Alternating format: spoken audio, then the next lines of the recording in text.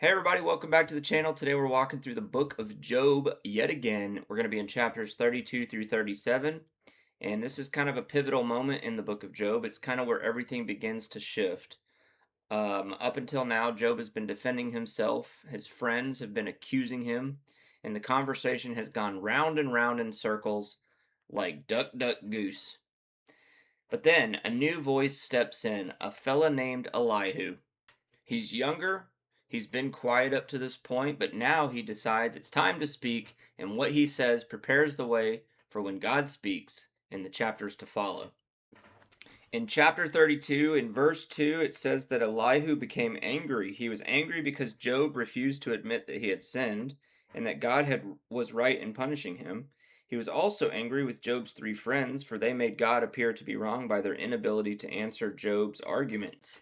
So he burned with anger. He's frustrated because Job's justifying himself rather than God, and also because his friends had found no answer, although they had declared Job to be in the wrong. In other words, Elihu believes that nobody's representing God correctly. And if we're honest, that's still a danger today. We can either drift into defending ourselves of I don't deserve this suffering, or we can drift into an area where we start to judge others and say they must have done something wrong to deserve what they're going through. That's the only logical conclusion. But here's the thing, both of those ideas miss the heart of God. So Elihu says in verse 8, but there is a spirit within people, the breath of the Almighty within them, that makes them intelligent.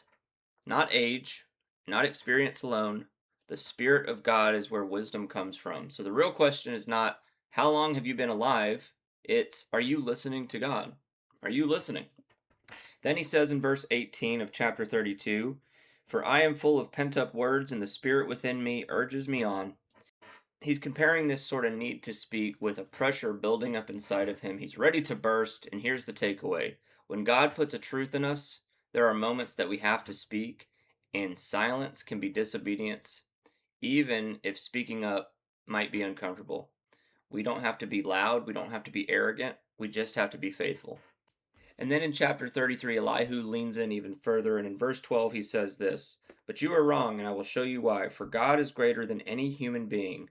So why are you bringing a charge against him? Why say he does not respond to people's complaints? And then he brings this line, don't miss this, verse 14, for God speaks again and again, though people do not recognize it. God is always speaking. Sometimes we don't always recognize it. That's an important truth. Then Elihu continues in verse 15 where he says, he speaks in dreams and visions of the night. When deep sleep falls on people as they lie in their beds, he whispers in their ears and terrifies them with warnings. He makes them turn from doing wrong. He keeps them from pride. He protects them from the grave, from crossing over the river of death. So God speaks in quiet moments. He speaks through interruption. He speaks through conviction. So maybe the issue is not that God is silent. Maybe it's that we've stopped listening. Then Elihu goes even deeper. He says in verse 19, or God disciplines people with pain on their sick beds, with ceaseless aching in their bones. That's heavy stuff. But then he explains why. In verse 24, he says, he will be gracious and say, rescue him from the grave, for I have found a ransom for his life. Then his body will become as healthy as a child's, firm and youthful again. Sometimes pain is not punishment. Sometimes it's protection. Sometimes God will allow discomfort to keep us from destruction. So instead of asking, why is this happening? What if we started asking, God, what are you doing in me? All right, moving into chapter 34, Elihu shifts and defends the character of God. In verse 10, it says, listen to me, you who have understanding. Everyone knows that God doesn't sin. The Almighty can do no wrong. Then he repeats this idea in verse 12 where he says, truly God will do no wrong. The Almighty will not twist justice. Even when life feels unfair to us, God is not unfair. God will not twist justice. And this is where faith has to rise up. Because if you build your view of God on your current situation, you're always going to feel unstable. You're always going to be unstable. But when you anchor yourself in who God is, you can stand even when nothing around you is making sense. Then in chapter 35, Elihu challenges a subtle mindset. If you have sinned, what do you accomplish against him? If you are righteous, what do you give to him? In other words, God is not manipulated by you. You can't earn his favor. You can't put him in your debt. It's not a transaction. it's a relationship. Chapter 36, verses 5 and 6 say this: God is mighty, but he does not despise anyone. He is mighty in both power and understanding. He does not let the wicked live, but gives justice to the afflicted. He never takes his eyes off the innocent, but he sets them on thrones with kings and exalts them forever. God uses affliction to open people's ears. Pain has a way of getting your attention like nothing else can. And the question becomes, will you let it refine you or will you let it harden you? And then finally in chapter 37, Elihu lifts our eyes. It says in verse 2, listen carefully to the thunder of God's voice as it rolls from his mouth.